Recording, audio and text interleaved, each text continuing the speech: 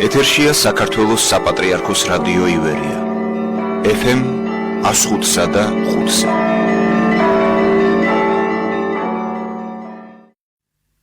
მოგესალმებით, მე გახლავართ სოფია მშვილდაძე. ეს კი გადაცემა საღვთისმეტყველო საუბრები და თქვენ უკვე იცით, რომ გადაცემას ტრადიციულად უძღვება ნარიყალაზე მდებარე წმინდა ნიკოლოზის სახელობის ტაძრის წინამძღვარი, დეკანოზი გიორგი თევდორაშვილი. მამაო, დაგლოცეთ. ერთმა დაგლოცოთ თქვენ და ჩვენი პატივცემული მსმენელი. ჩვენ დღეს ვისაუბრებთ წმინდა იოანე კლიმაქსის სწავლებების შესახებ, კერძოდ პირველი თავის 42 მუხლი. ზოგიერთმა ერში დაუდევარ ცხოვრებას, რომ ეწევა მითხრა, როგორ შეგვიძლია მონაზნურ ცხოვრებას შევუდგეთ ისინი, რომლებიც დაქორწინებულები ვართ და სახელმწიფო სამსახურში ვიმყოფებით, მე კი ვუპასუხე, როგორც შეგიძლიათ, ისე აკეთეთ სიკეთე. მამაო, რას გვეტყვით ამასთან დაკავშირებით? დიახ, როგორც თქვენ აღნიშნეთ, სოფია, იოანე სინელი, ანუ სინასთის წინამძღვარი, მე-7 საუკუნეში მოღვაწე მამა, რომლის ნაშრომით კიბე, იგივე კლემაქსი, კიბის აღწერა, ყველა მართლმადიდებელმა ქრისტიანმა უნდა წაიკითხოს.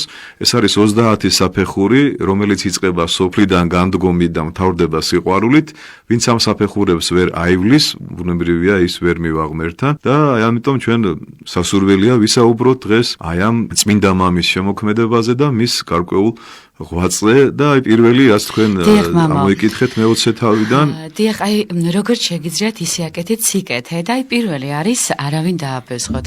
მე პირველს ჩემთავს წარმოვიდგენ და გეტყვით, რომ შესაძლებელია ეს ნებსით და უნებლიეთ ადამიანმა გამოხატოს თავისი ნება, განწყობაც და შესაძლოა რაღაცა ფიქრი გაუზიაროს სხვას. აი რა შემთხვევაში შეიძლება ეს გახდეს დაბეზღება? და რა უნდა გავაკეთოთ ამისთვის? ერთი შეხედვით, სოფია, თითქოს შეიძლება გაიკვირვოს ხომ მსმენელმა და თქვას, მე არავის არ ვაბიზღებ, რა შუაშია დაბიზღება, მაგრამ თუ კარგად დაუკვირდებით, როცა ცოლი არიგებს ქმარ ჭკუაზე ან ქმარი არიგებს და მათი ცხოვრება არ მოსწონთ ერთმანეთის და თქვათ, ან მეგობარს მეგობრის, პედაგოგისა პედაგოგს დაუკვირდით სოციალურ ქსელში, როგორი მხილებები ბჭყალებში და როგორი დარიგებები და შეგონებები და გარკვეული სხვა ადამიანის ცხოვრებაში ქექვა და ძებნა იწყება. ხო, ეს რაღაც დაბიზღებასავით არის, როცა მე ისევ ჩვენ თავზე ვისაუბრებ და სასულიერო პირებზე, როცა აი მოძღვარი მოუწოდებს ძალიან ხმამაღლა და ამით ცოტა ქვეცნობიერად და მალვით ამხელს სხვა მოძღვრის გარკვეულ სწავლებებს და ქმედებებს და თითქოს აბიზღებს მას საზოგადოების წინაშე, რომ აი მე როგორი კარგი ვარ და ის როგორი ცუდია. ანუ რა არის გადმოცემული, რომ შენ თუ პატიოსანი ცხოვრება გინდა და გინდა რომ ღმერთმა მოიწონოს შენი ცხოვრება, შენ ღვთის წინაშე და საზოგადოების წინაშე არ უნდა განაქიქო არც ერთი ადამიანის ცხოვრება. ეს ყველაზე კარგად არის გადმოცემული მაშინ, როცა ადამიანი მოდის აღსარებაზე, გეტყვით, ჩემი გამოცდილები და მჭყალებს ახლა მე რა გამოცდილება მაქვს, მაგრამ ჯობია რომ რეალურად ვისაუბროთ. მოდის ცოლი და იწყებს აღსარებას, რომ ჩემი ქმარი არის უმუშევარი, ჩემი ქმარი არის ლოთი, ჩემი ქმარი არის ცუდი ადამიანი, ეს უკვე დაბიზღება. ის თავის თავზე კი არ ლაპარაკობს. ის კი არ ამბობს, რომ მე მაწყევარი ვარ, მე ავი ვარ და ასე თქვათ მრისხანე ვარ. იწყებს განკითხვას თავის მეუღლის. ასევე მეუღლე მამაკაცი როცა მოდის ცოლზე ლაპარაკობს. რა მოხდა 64-ში? აბა დაუკვირდეთ კარგად. ადამს ადახარ, ღმერთი მოუწოდებს და ადამი რასე უხდება? უკვე აბიზღებს თავის ცოლს ფაქტიურად, თავს იმართლებს.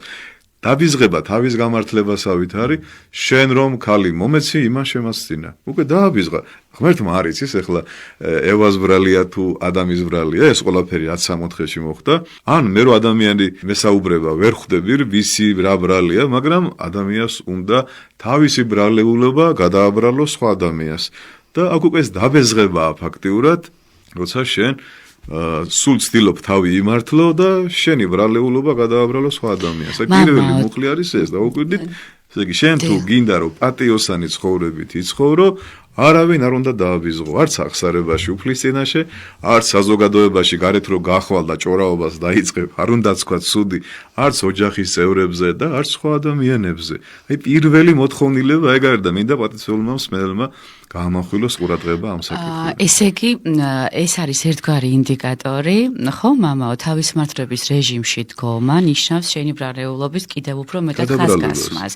და აი აქ საინტერესოა, რომ აი ეს მხილება, ანუ ერთგვარი დაფესხება, ხომ?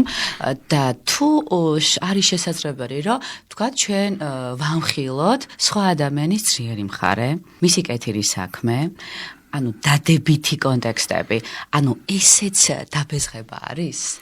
არ ვისაუბროთ სულზე. წამოვწიოთ მისი ძლიერი მხარე. დამეხმარეთ სოფია, დამეთანხმეთ და თქვით რომ ძალიან იშვიათია რომ ვინმეს დადებითი მხარე წარმოაჩინოს, ხო? აი მაგალითად მე რომ მოვიყვანო მაგალითი გარკვეულ მოძღვარზე და ვთქვა, აი მოძვრისგან მე ბევრი რამე ვისწავლე, აი ეს მოძღვარი ასე ამბობს, ეს იშვიათად ხდება, თუმცა ხდება. ეს კარგია, ასე თქვენ ბრძანეთ, მაგრამ ამას არ მოითხოვს იოანე სინელი, კლემაქსი და ის ამბობს რომ თქვენ ხშირად აბეზღებთ, ცუს ლაპარაკობთ და თუ შენ გინდა რომ ცხონდე და კარგი ადამიანი იყო უფლის თვალში, ნუ დააბეზღებ ადამიანებს. ხო, პირდაპირ გაგებით შეიძლება ასეც წარმოვიდგინოთ, რომ დაბეზღება არის რომ მიხვალ და განაცხადებ, აი ამას ქვია დანაშაულის დაფარვა, რომ თუ არ იტყვი რომ ვიღაცამ რაღაც დააშავა, შენს დავნაშავი გამოდიხარ, ხო ეს კანონია ამაზე პირიქით, მაგრამ ეხლა თქო უნდა ამაზე არ საუბრობს იოანე სინელი, მაგრამ ჩვენ უნდა გვახსოვდეს, რომ ჩვენ ღმერთმა ჩვენი თავი ჩაგვაბარა და თუ დაბეზღებაა, ჩვენი თავი დავაბეზღოთ, უფლის წინაშე და საზოგადოების წინაშე და სხვის ცხოვრებაში ნუ ვიქექებით და ნუ ვამბობთ, ვინ როგორია, როგორ ცხოვრობს, რას აკეთებს და როგორ იქცევა. და ანუ მეორე კითხვა არის ასეთი, რომ არავისთან იამაყოთ. ესე იგი, ხშირად ადამიანები ვარდებით აჟიოტაჟში, განსაკუთრებით, როდესაც ზედმეტ ლამაზ სიტყვას გვეუბნებიან, მეც მახასიათებს ხვის მიმართ ლამაზი სიტყვები და თურმე აქ როგორი ზომიერებაა საჭირო, რომ არ ჩავარდეთ აჟიოტაჟში და ჩვენი თავი არ გვეგონოს ამაყი და ასევე არც სხვა ჩავაგდოთ აჟიოტაჟში და არ დავარწმუნოთ ადამიანები, რომ ისინი არიან მძლეთა-მძლეები. მამაო, რას გვეტყვით? სამწუხაროდ შეიძლება ითქვას, რომ ბევრ უკეთურებასთან ერთად ქართველებს ძალიან გვიყვარს სიამაყე, თავის ქება, თავის წარმოჩენა. აი ახლაც ხედავთ როგორ ვითარდება მოვლენები სოფლიოში და ჩვენ ვამბობთ საქართველოში ჩვენთან ნაკლებია ეს ყველაფერი, ჩვენ გავიმარჯვეთ, ჩვენ ვამარცხებთ, ჩვენ ნაკლებად დავისჯებით, ჩვენთან ნაკლები იქნება ეს პანდემია და ასე შემდეგ. გურამიშვილი ბრძანებს, ხო? უყვარს ვით იობ უფალსა გლახა დამთმედი ჭირისა, ზულს ღმერთსა ამბარდავნება, მეტადრე გლახა მწირისა. ესე იგი, ცხანატარება როგორ იწყება უყურეთ? ნეტარი იყვნენ გლახაკნის სულითა, რამე თუ მათი არს სასუფეველი ცათა. ეს არის პირველი საფეხური, რომელიც იწყება დედამიწიდან ზეცისკენ. და თუ შენ ამაყობ და ამ პარტავნებაში ხარ, უკვე შენ ზეცისკენ კი არ მიდიხარ. ამიტომ გეუბნება ღმერთი, რომ იყავი გლახაკის სულითა. ვინ არის გლახაკის სულითა? წარმოვიდგინოთ, ვინ არის სხეულით გლახაკი, რომელიც ხელგაშვერილი ზის სადმე გაჯვარედინზე და ითხოვს მოწყალებას, მას არაფერი აღარ შეუძლია, თავისი ამპარტავნება და სიამაყე უკვე ფეხქვეშა აქვს გათელილი, სულ არერიდება თხოვოს მოწყალება და შენზეა დამოკიდებული ხელ გამოშვერილია შენს მიმართ. ასეთი უნდა იყოს ადამიანიც, ანუ სულით გლახაკი, რომ ღმერთისკენ აქვს ხელი გაშვერილი და იცის რომ ღმერთო შენ ახარ ჩემი მხსნელი, შენ ახარ ჩემი მაცხოვარი და შემიწყალე. და ადამიანი რომელიც ამაყობს, ის ღმერთს არ ევედრება შემწეობას, მას ადამიანი არ უყვარს და არის დაიმედებული თავის ბუნებრივ ძალებზე და პირადულ ღირსებებზე. და ხშირად მე აღმოჩნდება ასეთი ადამიანი ძალიან დიდ სასწრაფკეთილებაში, მე აი სუიციდიც აქედან მოდის. და კატეგორიულად გვაფრთხილებს იოანე სინელი, რომ შენ თუ გინდა რომ ღმერთმა მოგიწონოს შენი ცხოვრება, არ უნდა იამაყო არავისთან. უყურეთ, არ არის ლაპარაკი გარეთ, თქვათ, მეზობლებში, მეგობრებში და სამსა არავისთან. შეიძლება ქმარმა ცოლთან იამაყოს, ხო? მივიდეს სახლში და თქვას, აი დღეს იმდენის ეკეთე გავაკეთე და ცოლმა თქვას, აი მე დღეს სახლი დავალაგე, კერძი გავაკეთე. ეს საკურკეული შენი ხა წარმოვიდგინეთ, რომ მივიდეს მუშა ქარხნის დირექტორთან და უთხრას, რომ შემაქეთ, რომ მე დღეს თავის დროზე მოვედი სამსახურში. თავის დროზე წავედი და ჩემი დავალება შევასრულე. ეს ხო შენი მოვალეობა ისედაც ხო? აი წარმოიდგინე ჩვენ რაზე ვამაყობთ. რაც გვევალება, იმას ვერ ვაკეთებთ ბოლომდე, გონია რომ ვაკეთებთ და ამით ვამაყობთ მე რომ ჩვენ ამას ვაკეთებთ, იმას ვაკეთებთ, ახლა მე რომ გამოვაცხადო რომ აი ნარიყალაზე ბევრი მრევლი დადის და ეს ჩემი დამსახურებაა. ეს უკვე სიამაყეა, ხო? საშინელებაა ეს.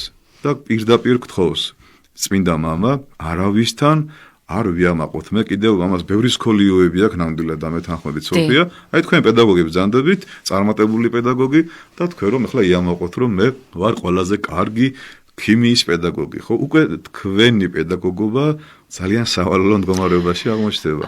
აი, მესამე კითხვა, არაფერი მოიპაროთ. მოპარვა ძალიან ბევრი რამე შეიძლება. თუნდ სხვა ადამიანის სივრცის დარღვევა.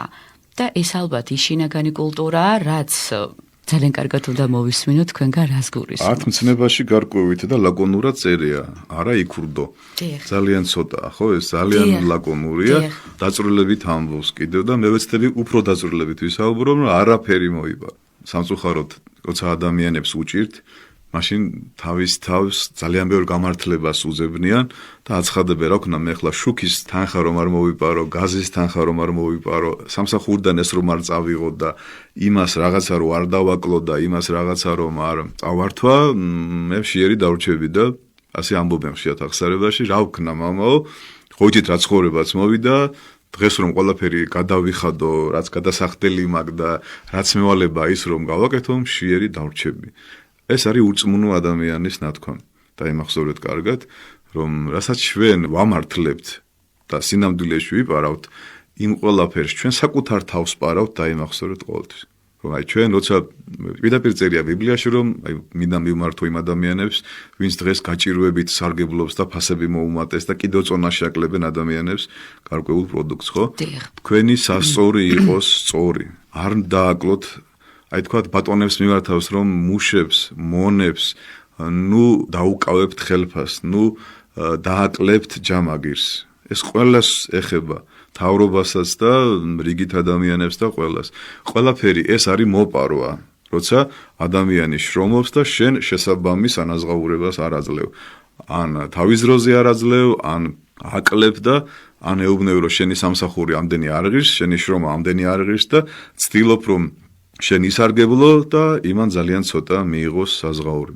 და მე მრავალს უთქვავს, რომ მე კი რაღაც დავმალე, მაგრამ 5 იმდენი ვიზარალე მე.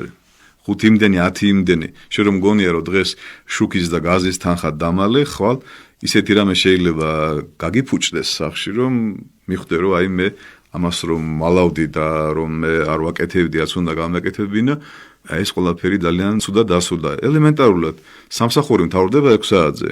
შენ საქმე აღარა გაქვს, მაგრამ მირბი ხარ 4 საათზე. და აცხადებ, რომ რა ვქნა შვილები მელოდებიან, ასე ის იპარავ შენ უკვე დროს. იქ საცა შენ უნდა იყო იქ. და თუ მიდიხარ, უნდა კითხო უფროს. წირვაზე რომ შენ აგვიანებ და ადრე მიდიხარ და გვიან მოხვედი, იქაც იპარავ შენ დროს, საცა შენ უნდა იყო და იქ არ ახარ. ესეც ქურდობა. ძალიან ბევრი რამეა ქურდობა. აი მე მაგალითად შეიძლება ვინმე არ დამეთანხმოს, მაგრამ თუ ადამიანს მისცა ღმერთმა 5 ტალანტი და 3 იყენებს იქიდან, ესეც ქურდობა და ძალიან დიდი ქურდობაა. პირდაპირ წერია, ხო, მოგკითხავ რომ მოვალ. ვიღაცას 1 ტალანტი აქვს და ისიც მიწაში დამარხა, იმიტომ რომ მთათ ნიჭიერი არ არის და რაც ჰქონდა, ისიც სოფელს მოახმარა, ლუარსაბივით ჭამდა და სვამდა. და თუ 5 ტალანტი მოგცა ღმერთმა, ანუ შენ აქ არ არის ლაპარაკი, კარგად რომ ღერი და კარგად რომ ცეკვავ, ეს არ არის ტალანტი. ეს სხვა რამე არის კიდე, ხო? ტალანტი არის ის, რომ აი შენ ბევრი სიკეთის გაკეთება შეგიძლია, ბევრი წყალობის გაკეთება შეგიძლია, ბევრი ადამიანის დახმარება შეგიძლია. და ზოგადად ჩვენ თავს გარკვეული მიზეზების გამო. ძალიან ცუდია. და ამ დროს შენ სინდისი არ გაწუხებს, ზარღვი გაწყვეტილი გაქვს და აი თქვათ მიიტანე სახში ძალიან ბევრი კონსერვი, ძალიან ბევრი საჭმელი და ხედავ რომ შენ მეზობელს ძალიან ცოტა აქვს. აი რა სინდისით შეიძლება შენ უკვე იპარავ ფაქტი. კი, შენ იტყვირო რამე, რა ვქნა მე იმანაც იშრომოს ხელი გაატოკოს, შედალოცილო, უნდა იცოდე რომ მარტო შენ არ მოგცა ღმერთმა ის შემოსავალი, შენ დაგადგინა იმ შემოსავალზე და გითხრა რომ გაეცი მოწყალების სახით. როგორ უნდა მოისვენო, როცა შენ სახში ძალიან ბევრი გაქვს და შენ მეზობელს ძალიან ცოტა აქვს. შენ იგივე მპარავი ხარ ფაქტიურად და არ გესმის რომ უნდა გაუყო ლუკმა სხვა ადამიანებსაც. მამა, აი, როდესაც თქვენ გისმენთ და აი ამგვარ პასუხს იძრებით ამ ყველაფერზე, მე ერთადერთი რამ მახსენდება და კიდევ უფრო რწმუნდები, რომ ყველაზე მთავარი ალბათ აი ზუსტად ეს შეგონებაა, რომ ხშირად ვიფიქროთ აი ასეთ სწორ აქცენტებზე, რომ ჩვენი გზაც იყოს მეტნაკლებად მართებული და ალბათ ოდესღაც რაღაც შედეგს მივაღწევთ. აი წარმოიდგინეთ, რომ ჩვენ საქართველოში ავიღოთ ყველამ რო ასე იფიქროს, რომ ეს ქონება მარტო ჩემი არ არის, ეს რაც ღმერთმა მომცა მარტო ჩემი არ არის და არ ველოდოთ იმას, რომ ვიღაც სხვა მეგაქვეყნები და გვეხმარებიან და ჩვენი ერთი თხილის გული 9 ძმამ გაიყოს, არც ერთი გაჭირვებული ადამიანი საქართველოში არ იქნება. მაგრამ ჩვენ ამბობთ, რომ მე რაც მაქვს ეს ღვთისწყალობაა, მე რო ეკლესიური ვარ, იმ დიდარივით ფიქრობ, რომელმაც ნახა რომ დიდი მოსავალი მიიღო და დაიწყო უკვე ფიქრი, რომ ეხლა ამ მოსავალს დავაბინავებ, ძველ ბეღელებს დავანგრევ და მე ვეტყვი ჩემ სულს, რომ ჭამე და გაიხარე. ასე ფიქრობს დღესდღეობით, ვინც დაგვრჩა კიდევ მდიდრები, ახლა შეიძლება ძალიან ცოტანი დარჩნენ, მაგრამ ხო არიან კიდე ადამიანებს გაცილებით მეტი აქვთ, ვიდრე ჭირდება. ხო ადამიანს რომელსაც გაცილებით მეტი აქვს, ვიდრე ჭირდება და არ ფიქრობს, რომ სხვა ადამიანებს დაეხმაროს, ის არის მპარავი, ის პარავს უფალს, პარავს საკუთარ თავს და მისი გული იქ არის, სადაც მისი საუნჯეა.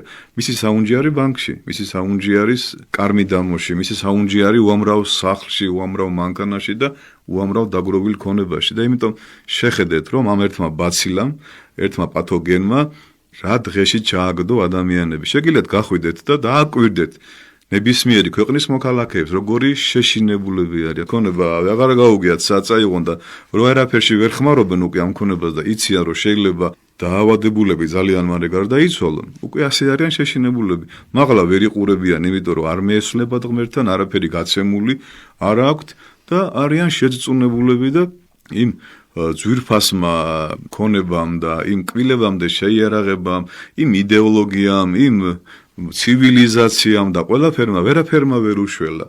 მამა, საკიჭერი მარგებელია, რომ ჩვენ დავიწყეთ ფიქრი, რომ რა ხდება ჩვენს ირგვლივ და ჩვენ ადამიანები ვართ უძრულები და ალბათ ეს დაშვება ღვთისგან, რომ ჩვენ კიდევ მეტად გავიაზრებთ აი ამ ჩვენს ჯანსაღი ფიქრის არსებობას ჩვენს გულებში და მე მჯერა რომ ყველაფერი უფრო უკეთი იქნება. თან ეს ყველაფერი რომ რაღაც აი დიდი მარხვის პერიოდში მოგვიწია, ჩვენ შევიყვარეთ ერთმანეთი, დავბრუნდით ოჯახში. ანუ ეს კიდე სხვა თემა არის, მაგრამ იმდენად მნიშვნელოვანია და პირდაპირ გეტყვით ყველა ჩვენგანისთვის, რომ ჩვენ უფრო მეტად მოვიდეთ გონზე. ყველაფერი დასრულდება, ბჭყალებში დასრულდება მაშინ, როცა ადამიანი განკურნებას დაიწყებს. როდის ხდება გაწერა სამანტყოფოდან და ციხიდან გამოშვება, როცა უკვე სიცხეები აღარ აქვს და გამოჯამრთელდა, როცა კაცობრიობა, მთელი სამყარო გამოჯამრთელებას დაიწყებს და ღმერთი იხილავს, რომ ეს ხალხი მიხვდა რატომ დაუშვი მე ეს განსაცდელი და არ დაიწყებენ გადაბრალებას, ჩინელების ბრალია, იტალიელების ბრალია, მასონების გამოშვებულია და ეს ყველაფერი, ხო? როცა მიხვდება და დაინახავს ღმერთი და ღმერთმა იცის ძალიან კარგად, რომ ეს ხალხი ჯეჯერობით ისევ პანიკაში არიან და ამათი გამოსწორების ნიშნები არ ჩანს, იმიტომ რომ ადამიანი მირბის უამრავი დოლათით სახში და იკეტება, ის არ არის საზოგადოებრივი არსება, მას ღმერთი არ სწამს. რწმენა იცით რა არის, სახში ერთი ნატეხი პური რო დამჩა, მაგრამ იმედიანად ვიღიმები, რომ მე ვიცი, რომ ღმერთი ხვალ მეორე ნატეხს მომცემს. აი ეგ არის გამოსწორება და იმედი, მაგრამ როცა მარკეტებს დააცარიელებთ და ჩაიკეტებით ციხესიმაგრეებში, ეს გამოსწორება არა. რამდენი ხანი გეყოფა ის დიდი ხანი არ გეყოფა, ხო? ამიტომ მოდი რა, დავიწყოთ გლახაკობით სულისა, დავიწყოთ იოანე კლემაქსის წიგნების კითხვით მართლმადიდებელი ფსიქოლოგია და მე გავხდებით კარგი ადამიანები და სიცხე დაგვიწევს. პანდემია აღარ იქნება გადაივლის და მთელ სოფლიოში ყველა შეგვიყვარდება ერთმანეთი, გამოზაფხულდება, გააღდგომდება და ყველაფერი კარგად იქნება. იოანე კლემაქსის მომდევნო სიკეთე არის არავინ შეიძულოთ და როდესაც მე თქვენ გაგიცანით და თქვენი მრევლი გავიცანით, არის ხშირად საუბარი ამაზე, რომ ადამიანის გული უნდა იყოს მოყვასი. და მიუხედავად მისი ნებისმიერი ქმედებისა, ჩვენგან და მათგან წამოსული, უნდა ძალიან კეთილი ფიქრით აღვიქვათ. თქვენ ყოველთვის ამბობთ, რომ სიყვარული ისწავლება, ეს ძლიერდება და ადამიანებს თქვენთვის აქვს უპირობო დანიშნულება, აი უპირობოდ გიყვართ ადამიანები. აი ძალიან მინდა რომ ამ კითხვას ყველაზე დიდი დრო დავუთმოთ და ზუსტად ის, რითიც თქვენ გვაძლიერებთ და ძალიან ბევრი უცნობი ადამიანი არის თქვენი ირგვლივ, ანუ აი რა ფორმულა გაქვთ ამისი, რომ აი როგორ შეიძლება რომ ადამიანი არ შეიძოლო, არ გაჩნდეს ჩვენ გულში არასწორი განცდები და შევიყვაროთ, უპირობოდ შევიყვაროთ ადამიანები და არ შევიყვაროთ რაღაცის გამო, კარგი ტიპობის გამო, ბევრი ფულის გამო, საჭიროების გამო, აი ამას როგორ განმარტავთ? ვფიქრობ, ძალიან ბევრია სასაუბრო ამ თემაზე და მინდა აქავე განსაზღვრო, რომ ძალიან ბევრმა ადამიანმა არ იცის რა არის ზიზღი და რა არის სიძულვილი. ზიზღი ეს არის ბუნებრივი და სიძულვილი ეს არის შეძენილი. აი მაგალითად, მე შეიძლება მეზიზღებოდეს ბუნებრივად რაღაც გარკვეული საკვები. ბუნებრივად არც ერთი ადამიანი არ უნდა მეზიზღებოდეს, იმიტომ რომ ადამიანი როგორც გითხა, ერთ არის სოციალური არსება და საზოგადოებრივი არსება და ადამიანი უნდა უყვარდეს, თუმცა ეს ასე არ იყო და სამწუხაროდ ასე არ არის, მაგრამ როცა მე აი მაგალითად ზულს რაღაც საკვები და მე არ შემილია იმ საკვების ჭამა და ვერაცაც ვერ შევჭამ. იმ საკვებს ამით მე არაფერს არ უშლი, არავის ზიანს არ ვაყენებ. მაგრამ როცა მძულს მე ადამიანი აი აქ უკვე უნდა კარგად დავფიქრდეთ რაშია საქმე, ეს უკვე არის პიროვნული და ეს არის შეძენილი. აი მაგალითად ანტიკურ ხანაში ორი დიდი ცნობილი ფილოსოფოსი იყო ალკიბიადე და სოკრატე. სოკრატე შედარებით ზნეობრივად ცხოვრობდა ვიდრე ალკიბიადე. ალკიბიადე რო დაინახავდა სოკრატეს, ასეთ რამეს ეუბნებოდა, მე მძულ ხარ შენ სოკრატე, რამე თუ შენ რომ გიყურებ, ჩემი თავი მახსენდება. ანუ როგორც კი დაინახავდა შედარებით უკეთეს ადამიანს თავის თავზე, ხვდებოდა თვითონ რა ნაძირალა იყო და სიძულვილი უჩნდებოდა ამ ადამიანის მიმართ. ეხლა რატომ არის ძალიან ბევრი ადამიანი ხანდახან გავეშებული პატრიარქზე, საღვთელოებაზე, კარგ ადამიანებზე, ხო? მაშინ როგორც კი უყურეთ, ეხლა სოფლიოში არის პანდემია, ხო? მოკლედ არის დავირუსებული ხალხი საშინელი მდგომარეობა და წამოვლენ და ისევ ეკლესიას ლანძღავენ, ისევ ზიარებას ლანძღავენ, ისევ სასულიერო პირებს ლანძღავენ. სიძულვილი აქვს თამაც, შეძენილი სიძულვილი აქვს. ეხლა წარმოვიდგინეთ რაღაცას, რომ აფრიკაში რომ წარღვნა მოხდეს, ისევ ჩვენ დაგვიწყებენ გინებას. ადამიანს როცა ვინმე სძულს, სხვა ადამიანში კი არ უნდა ეძებოს მიზეზები, უნდა მიხვდეს, რომ სიძულვილის მატარებელი შენ თვითონ ხარ და თუ შენი გულიდან ამოიღებ სიძულვილს, უკვე მერე აღარ გექნება სიძულვილი სხვა ადამიანების მიმართ. უნდა მიხვდე, რომ შენ გაქვს დაზიანებული ბუნება და შენში არის შური. ახლა უყურეთ აი პირველი სიძულვილი საიდან მოდის, ხო? კაცობრიობის ისტორია, 4 ადამიანია ქვეყანაზე: ადამი, ევა, კაინი და აბელი. ღმერთმა უთხრა აბელს და კაინს, რომ შემომწირეთ მსხვერპლი. აბელი აიღებს და ყველაზე საუკეთესო კრავს მიუყვანს უფალს და ის მეცხვარეა, ხოლო კაინი არის მიწათმომქმედი. და ესე რაღაცა ისე უგულოდ, რაც ხელში მოხდება, თავის, ასე ვთქვათ, ნაყოფს მიუტანს და მოხედა კაინის მსხვერპლს ღმერთმა, ანუ ის მოიწონა გულით რო იყო და ამის არ მოიწონა. უყურეთ, აქ ძალიან საინტერესო გაფრთხილება არის. თუ კეთილის მომქმედი ხარ, ესე იგი ყველაფერი კარგად არის, მაგრამ თუ ბოროტების მომქმედი ხარ, ცოდვა ჩასაფრებულია შენთან და შენ იუფლე მასზე. როგორც კი შეშურდა თავისი ძმის, შეძულდა და გაჩნდა პირველი რა, მკვლელობა, ძმამ მოკლა ძმა, რის გამო, შურის გამო. ანუ სიძულვილი პირველ რიგში, მე ასე მესმის და ასე ასწავლის ეკლესია, ჩდება შურიდან გამომდინარე. აი თქვენ რომ დაინახოთ თქვენზე კარგი მასწავლებელი და შეგშურდეთ უკვე, სიძულვილი გეჩნდება მის მიმართ რა. თუ შენ თავდაბალი ხარ და კეთილი ხარ, პირიქით მას დაემოწაფები, შეეკითხები, რაც არიცი მოусმენ და ისწავლი, მაგრამ დაიმახსოვრეთ, რომ მთელი კაცო სახელმწიფოს იშურს, რატოა მეზობელი სახელმწიფოები ერთმანეთზე გადაკიდებული, რაიონები ერთმანეთზე გადაკიდებულები, მეზობლები, აი მოკლედ ადამიანის ბუნება არის შური, დაინახა, რომ ის ქვეყანა ვითარდება, წინ მიდის, უფრო დიდი ინდუსტრია და ყველაფერი კარგად არის და იწყება შური. იწყება სიძულვილი, როგორც ჰქონდა ალკიბიადეს სოკრატესთან. და როცა ხა მე დავინახავ, რომ აი ეს მამაო ჩემზე კარგად ხადაგებს და მე გეტყვი შენ სოფია არ მოусმინო იმას. ის ღიფშია, ამანტყოფია, იტყუება. მიხვდე, მაშინ უნდა წახვიდე შენ ჩემიდან. მაგრამ თუ გეტყვი, რომ აი მოძღვარმა ჩემზე კარგად იცის და მოდი ორივე მოусმინოთ, ეს იქნება კარგი. აი დააგვირდი, რატო ლანძღავს მოძღვარი მოძღვარს? მასწავლებელი მასწავლებელს, ექიმი ექიმს, პოლიტიკოსი პოლიტიკოსს, რატო მოკლეს ილია? შურდათ მისი, ხო? ილია ყველას ამხელდა მართალი და ამიტომ არის პატრიარქსაც რო ვერ იტანა ზოგიერთად, იმიტომ რომ პატრიარქი თავისი ცხოვრების წესით არის სანიმუშო ადამიანი და ვიღაც მერე ესეთი ადამიანები რომ ხედავენ რომ მასთან წერტილის ხელები არიან, ვერ იტანენ და განეკითხა. მამო, გადავიდეთ შემდეგ სიკეთეზე. ეს არის არავინ მოატყუა და ესე იგი მახსენდება ისევე ჩვენი გამომდინარე ყოველდღიურობიდან რომ აი ამ ვირუსთან დაკავშირებით. მამო, ხშირად მიფიქრია იმაზე, რომ ჩვენ ვატყუებთ მგონი ერთმანეთს, რომ რაღაც აი თუნდ რამე სიმპტომს შევატყობთ, ვმალავთ ამას. ანუ ეს საზოგადოებრივ ცნობიერებას უკავშირდება, ზუსტად ეს არა მოატყუო, ჩვენს ოჯახს უკავშირდება, ჩვენ პროფესიას უკავშირდება. თუნდ ის რომ ჩვენ არ ვაღიარეთ, რომ რაღაც თუნდ პატარა სიმპტომები გქონდა, თუნდ ვირუსი ვთქვათ, უფრო მეტი ადამიანი დავასნეულეთ ჩვენს ირგვლივ და აი ეს პირველს რა სიტყვით, აი ოჯახიდან რო დავიწყოთ და საზოგადოებამდე როგორ მივიდეთ. არ მოვატყუოთ ერთმანეთი, რას გულისხმობს.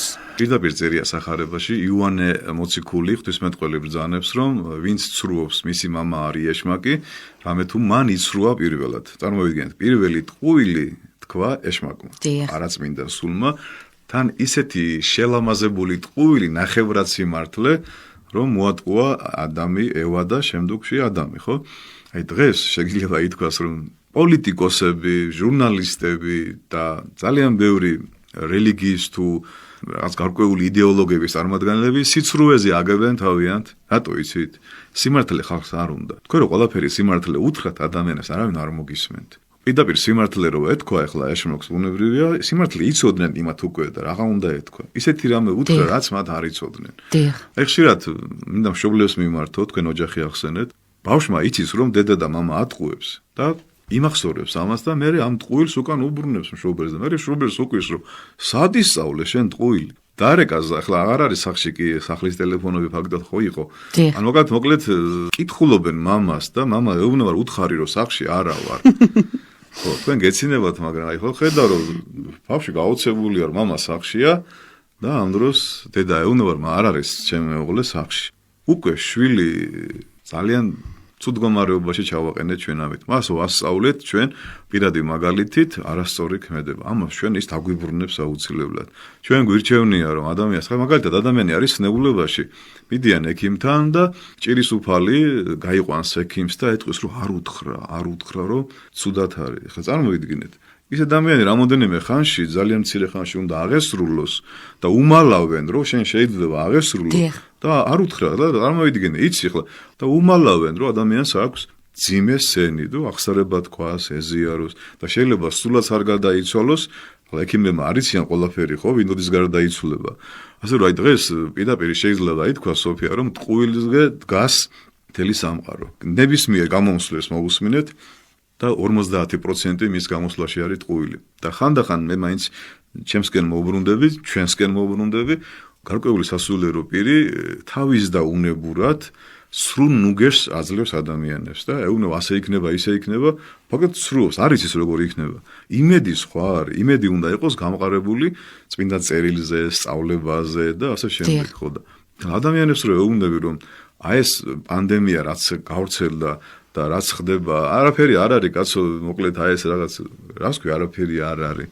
ან კიდევ რომ ეუბნები რომ ყველა მოკვდებით, ყველა მოწყდებით, ყველა აი ეს არ წახვიდეთ წირვა, რაღაც მოკლედ საშინელი რაღაცებს არიგებენ ადამიანებს. ხო უთხარი რეალობა, რომ ჩვენი ცოდვების გამო ვისჯებით. ახლა ნუ განეკითხავ ამერიკელები რომ ოკეანეში ჩაიზირებიან და რუსები რომ გადაიწვევიან და იქ რომ აფეთქდება ყველაფერი, ესე არ არის ხალხო რა. ჩვენ ცოდვებს მივხედოთ და უთხრათ სიმართლე ჩვენ თავს, რომ ყველაფერი არის ჩვენი ბრალი, ჩვენი ცოდვების ბრალია და ღმერთი მივიყვანეთ იმ მდგომარეობამდე, რომ გვიყურა და შევხედეთ, რომ თქვა და იქ სამხრეთ ამერიკაში ცეცხლი წაეკიდა ჯუნგლებს, იქ ავსტრალია გადაიწვა და ჩვენ დივანზე წამომждარი პულტი გვეჭირა ხელში და აი ივერია გავწყინდება და იქ ხედავ რა ცუდად არის ყველაფერი. დაგვანახა რომ ივერია კი არ გავწყინდება ამ ეტაპზე, კი გავწყინდება ეკლესიური ცხოვრებით, მაგრამ თუ თქვენ გონს არ მოეგებით, აი ძალიან კარგი მაგალითი არის სახარებაში სილუამის გოდოლი გადმოიქცევა და 30 ადამიანი პირობითად მოყვება ქვეშ და გარდაიცვლებიან.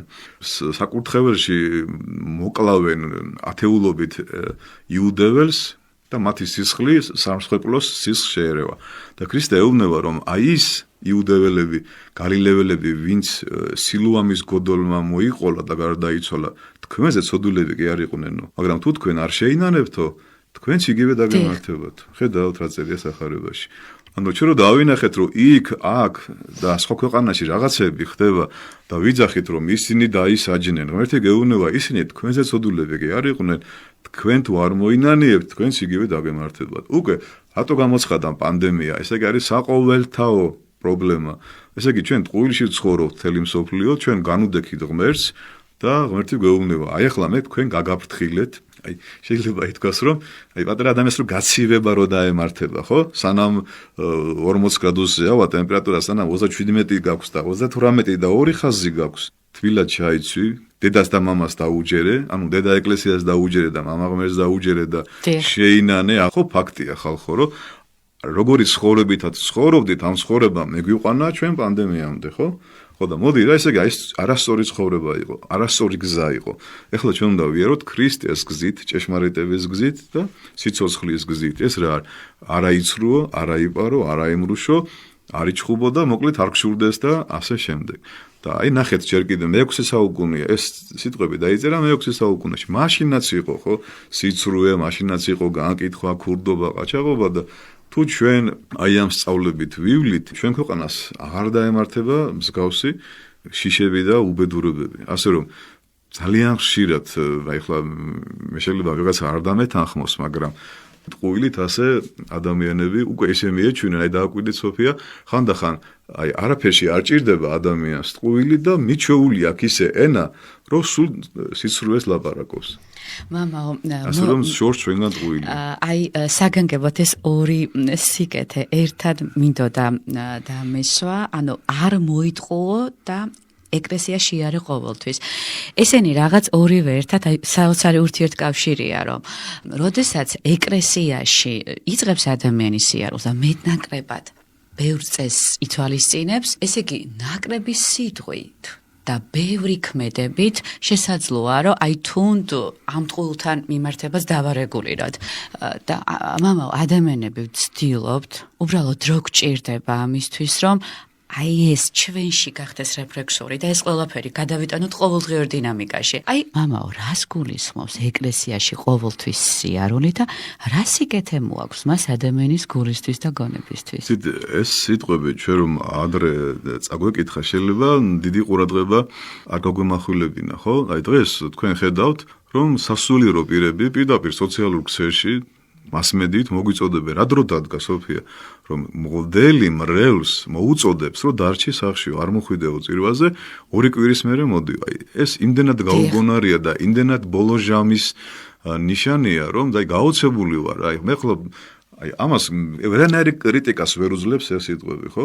ხა ექიმმა რომ გამოაცხადოს, რომ ავანტყოფებო, ნუ მოხარს ავანტყოფოში სანამ არ განეკურნებით, სანამ სნეულება არ დასრულდება. ან თქვათ რომ რაღაც მარკეტის დირექტორმა რომ ნუ მოხვალთ მარკეტში და ნუიყიდეთ პროდუქციას. ან სახში ხო გაქვთ წამლები.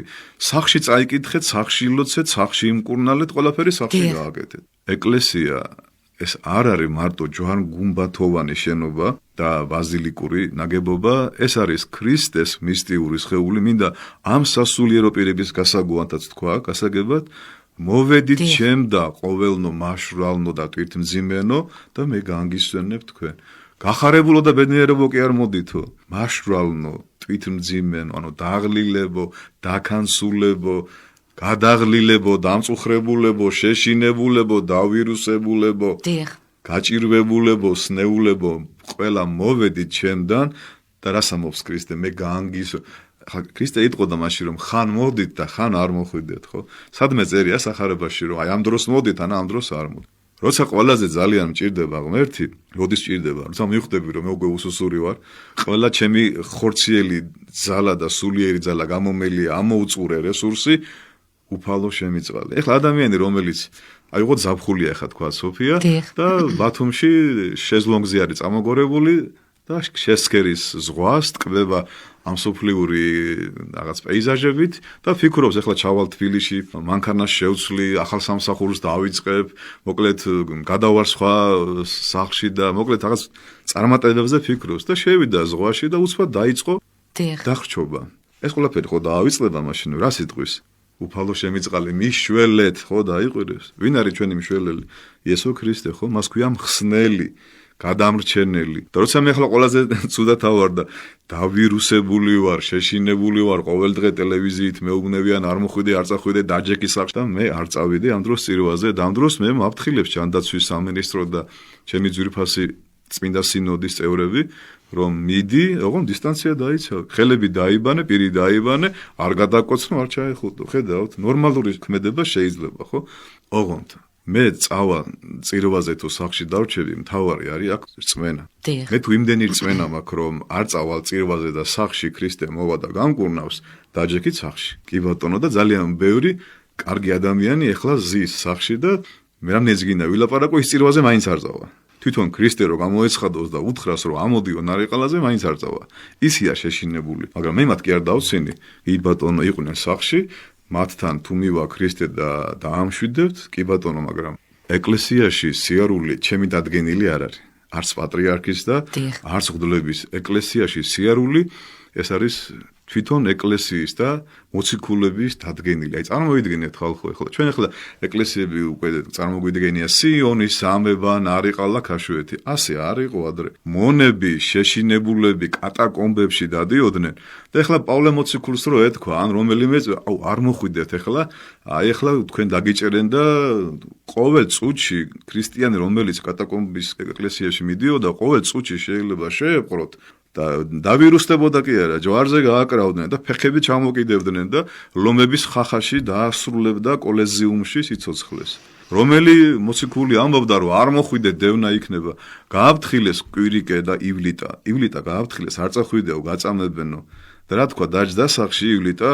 კვირას წივა რომ დასრულდა თქვენ აი ასე მიეფერეთ თქვენს მრევლს და იცით რა უთხარით რომ ვინც აქ გახარ თავი არ გეგონოთ მაგრები და არ განიკითხოთ ვინც სახლში არის თუ ადამიანს ეშინია ესე იგი პირიქით მას დახმარება ჭირდება თანადგომა ჭირდება დიახ იცით ეს არის რწმენა და ყველა ჩვენგანში ეს არის ღვთისნება ტაძარში მოსვლა იშვიათად თუ ხშირად ნაკრები შიში და შესაძლოა მათ ვინცაც არ გვეშინია ამ ეტაპზე სულაც არ გულისხმობდეს რომ მომდევნო კვირას ისევე არ შეგვეშინდება. მამო, აი მომდევნო სიკეთე არის ის რომ არავინ დააბრკოლოთ და აი ესეც აგანგებოთ მინდოდა რომ მომდევნო სიკეთეთ დამესვა ეს კითხვა რომ ჩვენი ქმედებით თუნდ მითითებით პირადი მოსაზრების დემონსტრირებით ისევე ჩვენ აი ყოველდღიურ პრობლემას რომ მივაბად ეს სიკეთეც არ უნდა დავაბრკოლოთ ერთმანეთი აი რა რჩევას გვაძლევთ რომ კიდევ მეტად გავიაზროთ რომ ჩვენ არ დავაბრკოლოთ უნებლიეთ სხვა მე ისევ ჩემი თავიდან და ჩემი კოლეგებიდან დავიწყებ მოძღვარი რომელიც მრევლს მოუწოდებს რომ ტაძარში არ წახვიდეთ არ მოხვიდეთ უკვე აბკოლებს ადამიანებს ისიც დაბრკოლება რომ სრულ დაპირებებით არ გაცივდები, არ დავირუსდები და წამოდი, ამის გარანტია არავის არ არის. მე ვერავის ვერ დავაჯერებ და ვერ დავარწმუნებ, რომ შენ თუ არ დაიცავ წესებს და შენ თუ უგუნურად მოიქცევი, არაფერი არ მოგივა. ეს არ შეიძლება, ესეც აი ურა მართლმადიდებლობა ძალიან არ მომწონს. დიდება უფალს წირვაზე წავალ და არაფერიც არ მომივა. არ არის სწორი ხალხო რა. წირვიდან წამოსული ხალხი მერე კოლეზიუმში ასრულებდა კვდებოდნენ. რატო ეზიარებოდნენ ხშირად პირველ საუკუნის ქრისტიანები, იმიტომ რომ შეიძლება რომ იმ დღეს დამთავრებული იყო მისი ცხოვრება, ამ ქვეყნიური ცხოვრება. დაბრკოლება შეიძლება მე მხოლოდ მოძღვრებზე ვილაპარაკე. მოძღვრის გარეგნობით, ჩაცმულობით, გამომეტყველებით, ქადაგებით, ცხოვრების წესით შეიძლება ძალიან ბევრი ადამიანი დაბრკოლდეს. პირდაპირ წერია ნახეთ, რომ ვინც დააბრკოლოს ერთი თქვენთაგანი, ვინც ჩემთან მოდის, ჯობია წის ქვილის ქვა ჩამოიკიდოს ყელზე. ესე იგი, წარმოიდგინეთ, წყალში რო ჩააგდებ ადამიანს და წის ქვილის ქვას დაკიდებ, ის საერთოდ ვეღარ ამოვა იქიდან, ვერ გადარჩება. ანუ ესე იგი ეს ნიშნავს რომ უპირობო სიკვდილი არის აქ. ხო და ჩვენ ხშირად ხო ისე თამამად, ისე უპასუხისგებლოდ სასულიერო პირები განცხადებებს, პოსტებს ვდებთ, რომ ძალიან ბევრი ადამიანს ვაბკოლებთ ამით. ვაბკოლებთ იგივე იმ სრულ-მართლმადიდებლობით და ვაი-მართლმადიდებლობით. ამ დროს სად არის ზომიერება?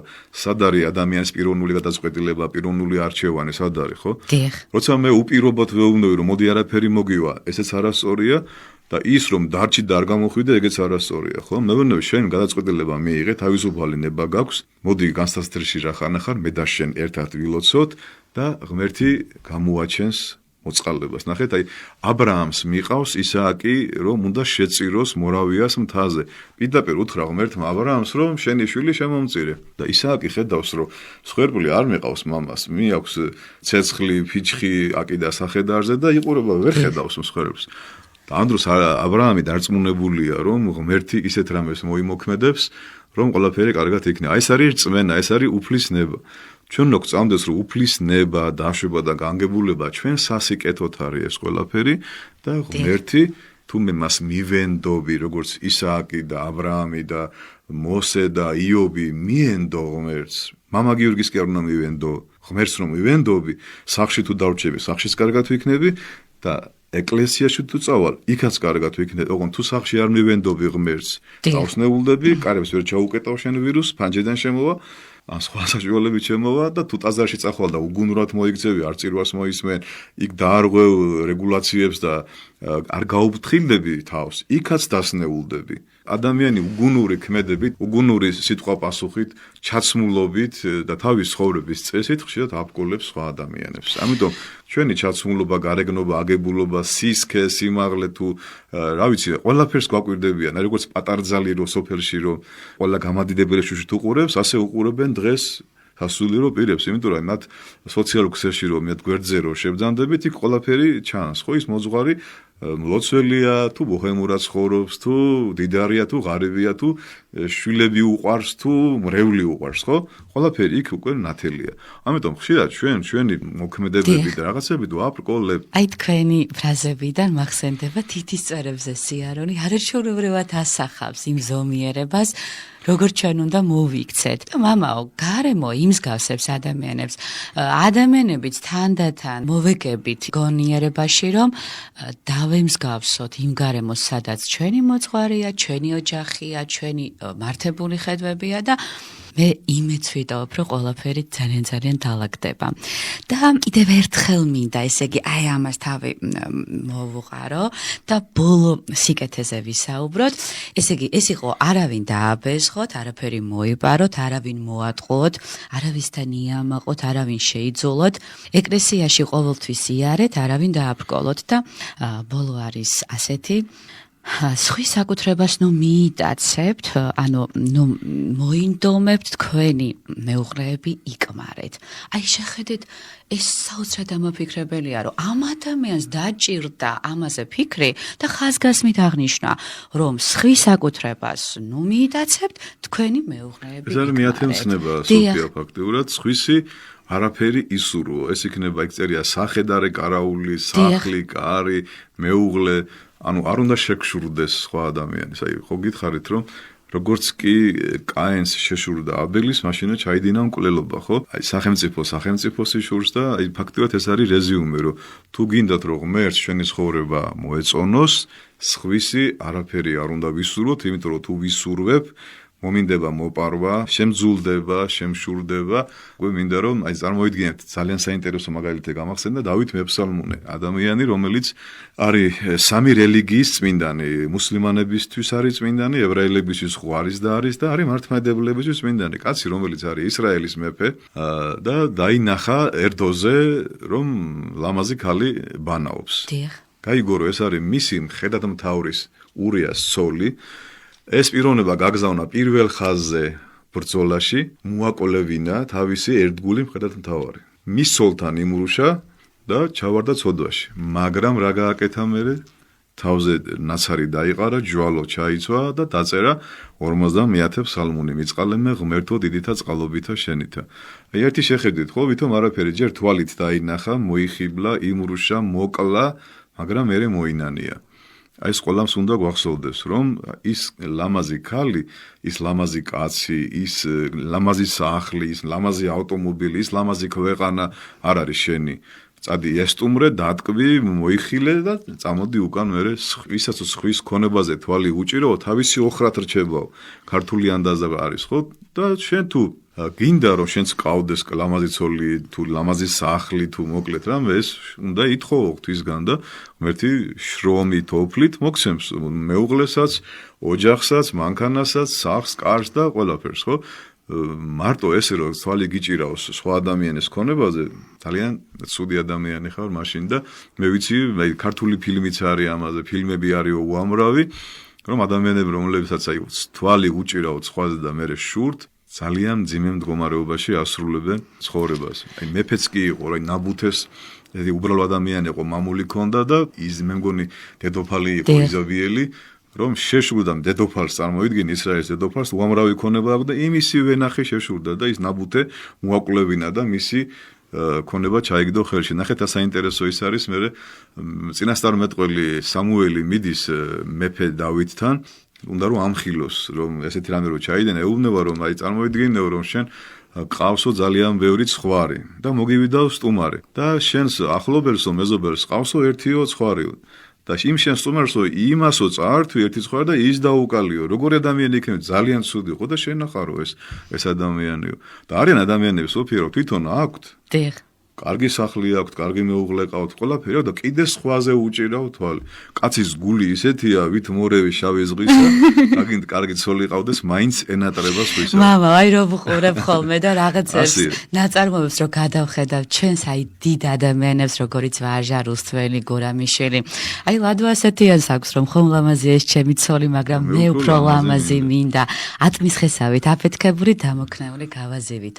იცით რა არის მამაო? ატმის ხესავით აფეთქებული საქართველოა და რა ცოლი და მამაო იცით რა არის ანუ აქ თუნდ ის რომ იფიქრა ასათიანმა რუსთველმა ვაჟამ ალბათ ეს სისუსტე ადამიანში თავიდანვე იყო და ეს არ არის რომელიმე კონკრეტული მხარის საზიდი თემა ეს არის ორივე ადამიანის ყველა ოჯახის საზოგადოების ყველა წევრის რომ ჩვენ გავურთხილდეთ ჩვენ საკუთრებას შევიფეროთ და შევირგოთ და დავანებოთ სხვის სივრცეში რაღაცების დალაგებას აინტერესებთ ერთი რამე ახლა გამახსენდა და მინდა აღსარებასავით გითხრათ იმდენად მომწონებია ადამიანი როგორც ქრისტიანი რომ მინატრია ნუ და ეს იყო ჩემი სულიერი შვილი ეს იყო ჩემი მეგობარი და მე მივხვდი კაცო რომ ის უკვე გაზარდა სხვა მოძღვარმა და მე არ მომცემს იმ სულიერ შვილს და მე მირჩევნია მე გავზარდო კარგი სულიერი შვილები რომ სხვა შეშურდეს მე ჩემი სულიერი შვილები და საბოლოოდ რომ შევაჯამოთ გავხდეთ ალბათ უნდა მადლიერები უფრო მეტად აი ეს მიღებული წყალობა რომ შევინარჩო ყველაზე დიდი